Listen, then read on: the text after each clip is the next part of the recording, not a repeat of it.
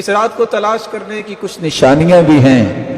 سب سے پہلی نشانی یہ ہے کہ لیلۃ القدر کی رات میں وہ رات بڑی ہی پرسکون ہوتی ہے، اس میں شور و شغف نہیں ہوتا۔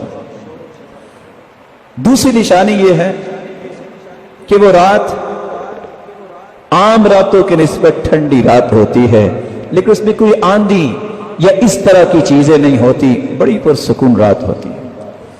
تیسری نشانی اس رات میں روشنیاں ہوتی ہیں، لیکن آج کل کے ماحول میں اس کا اندازہ میں اور آپ نہیں کر سکتے۔ جہاں بلب اور اس طرح کی چیزیں ہیں، وہ جگہ جہاں کوئی بھی لائٹ کا بندوبست نہیں، اس کا نظارہ وہاں کیا جا سکتا ہے کہ فرشتوں کے نزول کی وجہ سے اللہ ذوالجلال نے زمین پہ کیسی روشنی کی ہے۔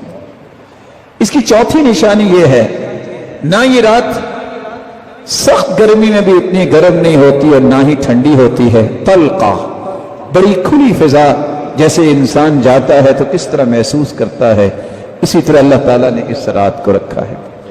اس کی پانچویں نشانی یہ ہے، جیسا کہ بعض صحابہ کو خواب میں دکھا دیا گیا، کچھ نیک لوگوں کو اللہ خواب میں دکھا بھی سکتے ہیں کہ فلاں رات یہ لیلۃ القدر کی رات ہے، اور اچھے خواب یہ مبشرات میں سے ہے۔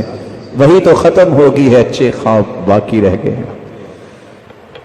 اور بعض علماء نے لکھا ہے کہ اس رات میں جو قیام کرتا ہے، جو لذت اس رات اسے محسوس ہوتی ہے، وہ دوسری راتوں میں محسوس نہیں ہوتی۔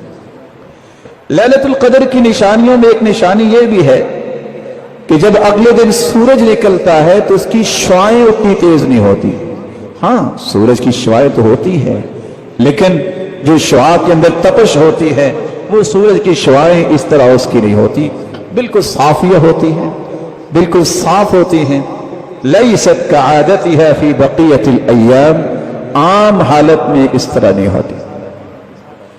اس کی نشانیوں میں ایک نشانی یہ بھی ہے کہ سورج جب دوسرے دن نکلتا ہے، حمراء ضعیفہ، جوبن کے ساتھ سورج نہیں نکلتا، اس کی رنگت سرخ ہوتی ہے اور کمزور وہ جوبن ہوتا ہے۔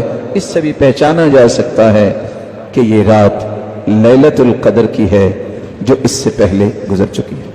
اللہ ذوالجلال اس رات کی تلاش کی ہمیں توفیق عطا فرمائے۔